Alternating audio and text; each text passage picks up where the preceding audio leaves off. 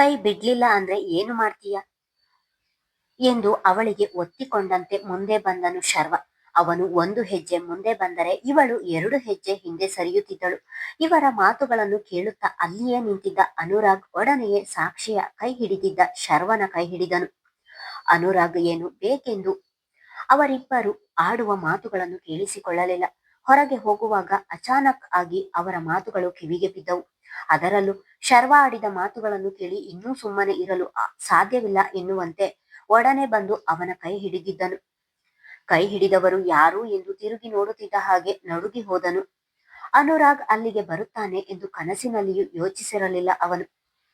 ಸಣ್ಣ ತಪ್ಪು ಮಾಡಿದಾಗ ಎಚ್ಚರಿಕೆ ಕೊಟ್ಟಿದ್ದಾನೆ, ಇನ್ನು ಈಗ ಬಿಡುತ್ತಾನೆಯೇ?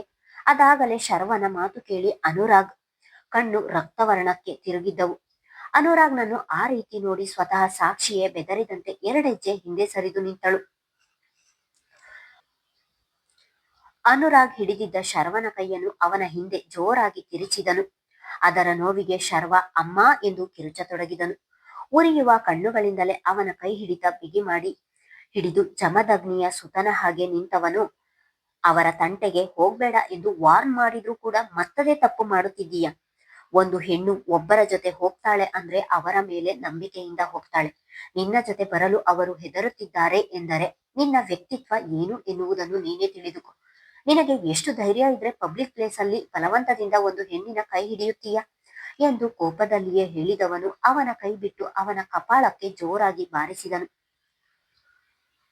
ಈ ತಿಂಗಳ ನಿನ್ನ ಸಂಬಳ ನಿನ್ನ ಅಕೌಂಟಿಗೆ ಬಂದು ಬೀಳುತ್ತೆ.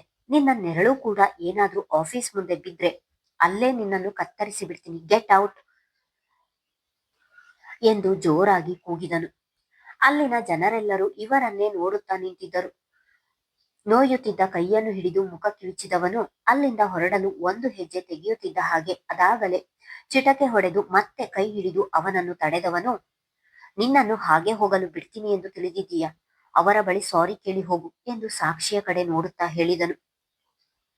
ಸರ್ ಪ್ಲೀಸ್, ಏನು ಬೇಡ, ಅವರನ್ನು ಬಿಟ್ಟು ಬಿಡಿ ಎಂದು ಅಳುತ್ತಲೇ ಹೇಳಿದಳು. ಅದಾಗಲೇ ಎಲ್ಲರೂ ತಮ್ಮನ್ನೇ ನೋಡುತ್ತಿರುವುದರಿಂದ ಅವಮಾನವಾದಂತಾಗಿ ಹಿಡಿಯಷ್ಟಾಗಿದ್ದಳು.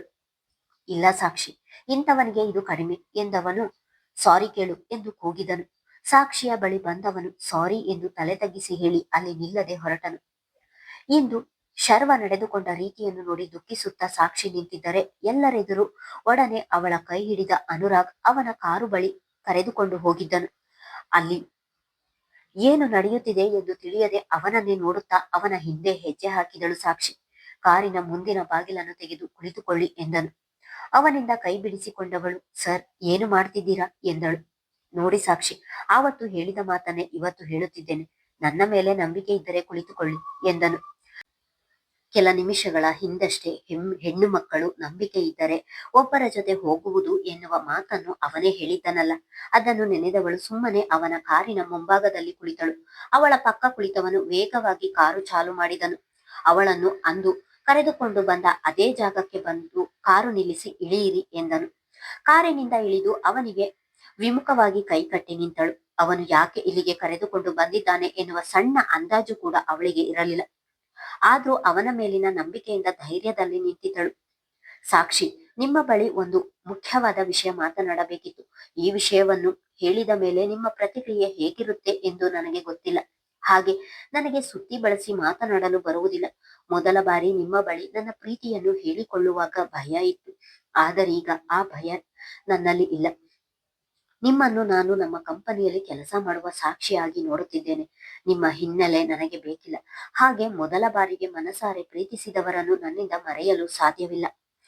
ನೀವು ನನಗೊಂದು ಅವಕಾಶ ಕೊಟ್ಟರೆ ನನ್ನ ಎದೆಯಲ್ಲಿರುವ ಪ್ರೀತಿ ಯಾವಾಗ್ಲೂ ಹಸಿರಾಗಿರುತ್ತದೆ. ಹಾಗಂತ ಇದನ್ನು ನಿಮ್ಮ ಮೇಲೆ ಇರುವ ಸಿಂಪತಿಯಿಂದ ಹೇಳುತ್ತಿಲ್ಲ, ಪ್ರೀತಿಯಿಂದ ಹೇಳುತ್ತಿದ್ದೇನೆ. ಹಾಗೆ ನೀವು ಮಾತನಾಡುವ ಮೊದಲೇ ಇನ್ನೊಂದು ವಿಷಯ ನಿಮಗೆ ಕನ್ಫರ್ಮ್ ಮಾಡುತ್ತೇನೆ. ನನ್ನ ಜೀವನದಲ್ಲಿ ಪ್ರೀತಿಸಿದ್ದು ನಿಮ್ಮನ್ನೇ. ಆ ಜಾಗದಲ್ಲಿ ಬೇರೆ ಯಾರನ್ನು ಕೂರಿಸಲು ನನಗೆ ಇಷ್ಟ ಇಲ್ಲ. ನೀವು ಒಪ್ಪಲಿಲ್ಲ ಎಂದರೆ ಜೀವನ ಪರ್ಯಂತ ಹಾಗೆ ಉಳಿಯಬೇಕು ಎನ್ನುವ ನಿರ್ಧಾರ ಕೂಡ ಮಾಡಿದ್ದೇನೆ ಎಂದು ಹೇಳಬೇಕೆಂದಿರುವ ಎಲ್ಲಾ ವಿಷಯವನ್ನು ಹೇಳಿ ಕೈಕಟ್ಟಿ ಮೌನವಾಗಿ ನಿಂತು ಬಿಟ್ಟನು. ಅವನ ಮಾತು ಕೇಳಿ ಸಾಕ್ಷಿಗೆ ನಿಂತ ನೆಲವೇ ಕುಸಿದಂತಾಯಿತು.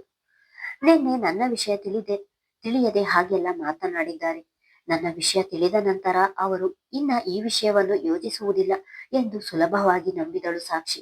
ಆದರೆ ಅವಳ ಯೋಚನೆಯನ್ನೇ ತಲೆಕೆಳಗು ಮಾಡಿದನು ಅನುರಾಗ್. ಅವನ ಮಾತು ಕೇಳಿ ಅವಳ ಕಣ್ಣು ತುಂಬಿದವು. ತುಂಬಿದ ಕಣ್ಣುಗಳಿಂದ ಅವನೆಡೆಗೆ ನೋಡಿದವಳು. ಅವನ ಎದುರಿಗೆ ನಿಂತು ಮಾತನಾಡಲು ಕೂಡ ಅವಳ ಸ್ವರ ನಡುಗುತ್ತಿತ್ತು. ಅದರಲ್ಲೂ ನಾನು ಈ ಮಾತನ್ನು ನಿಮ್ಮ ಮೇಲಿನ ಸಿಂಪತಿಯಿಂದ ಹೇಳುತ್ತಿಲ್ಲ, ಪ್ರೀತಿಯಿಂದ ಹೇಳುತ್ತಿದ್ದೇನೆ ಎನ್ನುವ ಮಾತನ್ನು ಅವಳಿಂದ ಅರಗಿಸಿಕೊಳ್ಳಲು ಸಾಧ್ಯವಾಗಲಿಲ್ಲ. ಸರ್, ಏನು ಹೇಳ್ತಿದ್ದೀರಾ ಎಂದು ನಡುಗುವ ಧ್ವನಿಯಲ್ಲಿಯೇ ಹೇಳಿದಳು. ಇರುವುದನ್ನೇ ಹೇಳ್ತಿದ್ದೀನಿ ಸಾಕ್ಷಿ, ಇದಕ್ಕೆ ನಿಮ್ಮ ಒಪ್ಪಿಗೆ ಬೇಕು ಅಷ್ಟೇ ಎಂದನು. ನನ್ನ ಹಿನ್ನೆಲೆ ತಿಳಿದು ಕೂಡ ಒಬ್ಬ ವಿಧವೆಯನ್ನು ಮದುವೆಯಾಗುತ್ತೇನೆ ಎನ್ನುವುದು ತಪ್ಪು ಸರ್ ಎಂದಳು. ಏನಂತ ಮಾತಾಡ್ತಿದ್ದೀರಾ ಸಾಕ್ಷಿ? ವಿಧವೆಯಾದರೆ ಬಾಳು ಕೊಡಬಾರದ? ನೋಡಿ, ನಾನು ಮೊದಲೇ ಹೇಳಿದ್ದೇನೆ, ನೀವು ವಿಧವೆ ಎನ್ನುವ ಕರುಣೆ ಕನಿಕರದಿಂದ ನಾನು ನಿಮ್ಮನ್ನು ಪ್ರೀತಿಸಿಲ್ಲ. ಇನ್ನೊಮ್ಮೆ ನೀವು ವಿಧವೆ ಎನ್ನುವ ಪದ ಬಳಸಿದರೆ ನನಗೆ ಕೆಟ್ಟ ಕೋಪ ಬರುತ್ತದೆ ಎಂದರೆ, ಇಲ್ಲ ಸರ್, ನೀವು ಏನೇ ಹೇಳಿದ್ರೂ ಇದಕ್ಕೆ ನನ್ನ ಒಪ್ಪಿಗೆ ಇಲ್ಲ. ನಿಮ್ಮಂತಹ ಮೇರು ವ್ಯಕ್ತಿತ್ವ ಇರುವ ವ್ಯಕ್ತಿಗೆ ನಾನು ತಕ್ಕನಾದವಳಲ್ಲ. ಅಲ್ಲದೆ ಮದುವೆ ಎನ್ನುವುದು ನನ್ನ ಜೀವನದಲ್ಲಿ ಮುಗಿದು ಹೋದ ಅಧ್ಯಾಯ. ಮತ್ತೆ ಅದಕ್ಕೆ ಮುನ್ನುಡಿ ಬರೆಯಲು ನನಗೆ ಇಷ್ಟ ಇಲ್ಲ ಎಂದು ದೃಢ ನಿರ್ಧಾರದಂತೆ ಹೇಳಿದಳು. ಮುಗಿದು ಹೋದ ಅಧ್ಯಾಯ ಎಂದು ನೀವೇ ಯಾಕೆ ಹೇಳ್ತೀರಾ ಸಾಕ್ಷಿ? ನಿಮಗೆ ನಿಮ್ಮದೇ ಆದ ಆಸೆ ಕನಸುಗಳು ಇರುತ್ತವೆ. ಅದನ್ನೆಲ್ಲ ಮರೆಮಾಚಿ ಬದುಕುತ್ತಿದ್ದೀರಾ. ಮತ್ತೆ ಯಾಕೆ ಆಸೆ ಕನಸುಗಳು ಚಿಗುರಬಾರದು? ಅವಳ ಮನವೊಲಿಸುವ ಪ್ರಯತ್ನ ಅವನದು. ಇಲ್ಲ ಸರ್, ನನ್ನಲ್ಲಿದ್ದ ಆಸೆ ಕನಸುಗಳು ಬತ್ತಿ ಹೋಗಿದ್ದರೆ ನೀವು ಹೇಳಿದ ಹಾಗೆ ಚಿಗುರಿಸಬಹುದಿತ್ತು. ಆದರೆ ಅವೆಲ್ಲ ಸತ್ತು ಸಮಾಧಿಯಾಗಿ ವರ್ಷಗಳೇ ಆಗಿದೆ. ಸತ್ತು ಹೋಗಿರುವುದು ಬದುಕಲು ಹೇಗೆ ಸಾಧ್ಯ ನೀವೇ ಹೇಳಿ? ನಿಮಗೆಂದು ಮುಂದೆ ಒಂದು ಒಳ್ಳೆಯ ಜೀವನ ಇದೆ. ನಾನು ಮದುವೆಯನ್ನೇ ಆಗುವುದಿಲ್ಲ ಎನ್ನುವ ಉಚ್ಚಾಟದ ಮಾತುಗಳನ್ನು ಬಿಟ್ಟು ನಿಮ್ಮ ಮುಂದಿನ ಜೀವನದ ಬಗ್ಗೆ ಲಕ್ಷ್ಯ ಕೊಡಿ. ನಾನು ಹೇಗೆ ನಿಮ್ಮ ಮೇಲಿನ ನಂಬಿಕೆಯಿಂದ ಇಲ್ಲಿಗೆ ಬಂದೇನೋ ಅದೇ ನಂಬಿಕೆಯಿಂದ ಹೇಳುತ್ತಿದ್ದೇನೆ. ಖಂಡಿತ ನಿಮ್ಮ ಮನಸ್ಸು ಬದಲಾಗುತ್ತದೆ. ನಾನಿನ್ನು ಬರ್ತೀನಿ ಎಂದು ಹೇಳಿ ಅಲ್ಲಿಂದ ಹೊರಡುವವಳನ್ನು ಮತ್ತೆ ತಡೆದವನು, ತಕ್ಷಣಕ್ಕೆ ಬದಲಾಗಲಿಲ್ಲ ಎಂದರೆ ಎಂದನು. ನಾವು ಯಾವುದೇ ಒಂದು ನಿರ್ಧಾರ ಮಾಡುವಾಗಲೂ 1000 ಬಾರಿ ಯೋಚಿಸಬೇಕು. ಅದರಲ್ಲೂ ನಿಮ್ಮ ಜೀವನದ ನಿರ್ಧಾರ ಇದು. ನಿಮ್ಮ ಹೆತ್ತವರು ಕೂಡ ನಿಮ್ಮ ಭವಿಷ್ಯದ ಮೇಲೆ 100 ಆಸೆ ಕನಸುಗಳನ್ನು ಕಟ್ಟಿಕೊಂಡಿರಬಹುದು. ಅವರ ಬಗ್ಗೆ ಯೋಚಿಸಿ, ಆಗ ತನ್ನಂತಾನೆ ನಿಮ್ಮ ನಿರ್ಧಾರ ಬದಲಾಗುತ್ತದೆ ಎಂದವಳ ಮಾತು ಕೇಳಿ, ನನ್ನ ಪೇರೆಂಟ್ಸ್ ಖುಷಿಯಿಂದ ಈ ಮದುವೆಗೆ ಒಪ್ಪಿದರೆ? ಮತ್ತದೇ ಪ್ರಶ್ನೆ ಅವನದು. ಯಾರೇ ಒಪ್ಪಿದರೂ ಅಷ್ಟೇ ಸರ್, ನನ್ನ ನಿರ್ಧಾರ ಯಾವತ್ತಿಗೂ ಬದಲಾಗುವುದಿಲ್ಲ. ನಾನು ಸಾಯುವವರೆಗೂ ಒಂಟಿಯಾಗಿಯೇ ಜೀವಿಸುತ್ತೇನೆ ಎಂದಳು. ಹಠ ಮಾಡಬೇಡಿ ಸಾಕ್ಷಿ, ನಿಮಗಿನ್ನು ವಯಸ್ಸಿದೆ. ಈ ರೀತಿ ಮಾತನಾಡಿ ನಿಮ್ಮ ಜೀವನವನ್ನು ನೀವೇ ಹಾಳಿ ಮಾಡಿಕೊಳ್ಳುತ್ತಿದ್ದೀರಾ. ಯಾಕೆ ಸರ್, ಒಂಟಿಯಾಗಿ ಬದುಕು ಸಾಗಿಸುತ್ತಿರುವ ಹೆಣ್ಣು ಮಕ್ಕಳು ಅವರ ಜೀವನವನ್ನು ಹಾಳು ಮಾಡಿಕೊಂಡ ಹಾಗ? ಚೂಪು ನೋಟ ಬೀರಿ ಹೇಳಿದಳು. ಸಾಕ್ಷಿ, ನಾನು ಹೇಳಿದ್ದು ಹಾಗಲ್ಲ, ಪ್ರಾಕ್ಟಿಕಲ್ ಆಗಿ ಥಿಂಕ್ ಮಾಡಿ. ಕತ್ತಲೆಯಲ್ಲಿರುವ ನೀವು ಒಮ್ಮೆ ಬೆಳಕಿಗೆ ಬಂದು ನೋಡಿ. ಆ ಬೆಳಕು ನಿಮ್ಮ ಜೀವನಕ್ಕೆ ದಾರಿದೀಪವಾಗಬಹುದಲ್ಲವಾ? ಹೇಗಾದರೂ ಮಾಡಿ ಅವಳ ಮನವೊಲಿಸುವ ಪ್ರಯತ್ನ ಮಾಡುತ್ತಿದ್ದನು. ಬೇಡ ಸರ್, ಆ ಕತ್ತಲೆ ಎಂದರೆ ನನಗೆ ಬಹಳ ಇಷ್ಟ. ಈಗ ಅದರಿಂದ ಹೊರಗೆ ಬರುವುದು ನನಗಂತೂ ಬಹಳ ಕಷ್ಟ. ದಯವಿಟ್ಟು ನನ್ನನ್ನು ಬಲವಂತ ಮಾಡಬೇಡಿ ಎಂದವಳು ಅಲ್ಲಿ ನಿಲ್ಲದೆ ಹೊರಟು ಬಿಟ್ಟಿದ್ದಳು. ಇತ್ತ ಅನುರಾಗ್ ಅವಳ ಒಂದೊಂದು ಮಾತು ಕೇಳಿ ತಲೆಯ ಮೇಲೆ ಕೈ ಹೊತ್ತು ಕುಳಿತು ಬಿಟ್ಟನು. ಹಲೋ ಅಮ್ಮ, ಅಪ್ಪನ ಜೊತೆ ಮಾತನಾಡಿದ್ಯಾ? ಅಪ್ಪ ಏನು ಹೇಳಿದ್ರು? ಅಪ್ಪ ಅಮ್ಮ ಇಬ್ಬರೇ ಇದ್ದಾರೆ. ನೀವು ಹೇಗಿದ್ದೀರಾ? ಹುಷಾರಾಗಿದ್ದೀರಾ?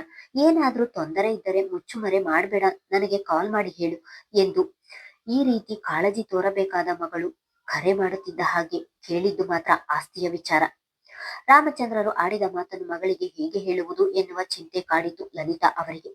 ನವ್ಯ, ಆಸ್ತಿಯ ಬಗ್ಗೆ ಈಗೇನು ಅರ್ಜೆಂಟು? ನಿಮ್ಮಪ್ಪ ಇನ್ನೂ ಗಟ್ಟಿ ಮುಟ್ಟಾಗಿದ್ದಾರೆ. ಅವರೇ ಜವಾಬ್ದಾರಿಯನ್ನು ನಡೆಸಿಕೊಂಡು ಹೋಗುತ್ತಿದ್ದಾರೆ. ಅವರ ಕೈಯಲ್ಲಿ ಆಗುವವರೆಗೂ ನಡೆಸಲಿ ಬಿಡು. ಹಾಗೂ ನಿನಗೆ ಈ ಮನೆಗೆ ಬಂದು ಇರ್ಬೇಕು ಎನಿಸಿದರೆ ನಿನ್ನ ಗಂಡನ ಜೊತೆ ನಾನೇ ಮಾತನಾಡುತ್ತೇನೆ. ಇಲ್ಲಿಗೆ ಬಂದು ಇದ್ದು ಬಿಡಿ. ಆಮೇಲೆ ಆಸ್ತಿಯ ವಿಚಾರ ಮಾತನಾಡಿದರೆ ಆಯ್ತು. ಮಗಳಿಗೆ ಮಾತನಾಡಲು ಅವಕಾಶವನ್ನು ಕೊಡದೆ ಎಲ್ಲವನ್ನು ತಾವೇ ಹೇಳಿ ಕರೆ ತುಂಡರಿಸಿ ಬಿಟ್ಟರು ಲಲಿತಾ. ಮಗಳ ಇಂದಿನ ಮಾತು ಕೇಳಿ ರಾಮಚಂದ್ರರು ಹೇಳಿದ ಮಾತುಗಳು ಸತ್ಯ ಎನಿಸಿತು. ನಾವು ಚೆನ್ನಾಗಿದ್ದಾಗಲೇ ನಮ್ಮ ಯೋಗಕ್ಷೇಮ ವಿಚಾರಿಸದ ಅಳಿಯ ಮಗಳು ಇನ್ನು ನಮ್ಮ ಆಸ್ತಿಯನ್ನೆಲ್ಲವನ್ನು ಅವರ ಕೈಗೆ ನೀಡಿದರೆ ಅವರು ನಮ್ಮನ್ನು ನೋಡಿಕೊಳ್ಳುತ್ತಾರಾ ಎನ್ನುವ ಯೋಚನೆ ಶುರುವಾಯಿತು. ಹಾಗೆ ಇವತ್ತು ತಾನು ಸರಿಯಾಗಿಯೇ ಮಾತನಾಡಿದ್ದೇನೆ ಎನ್ನುವ ನೆಮ್ಮದಿ ಕೂಡ ಮೂಡಿತು.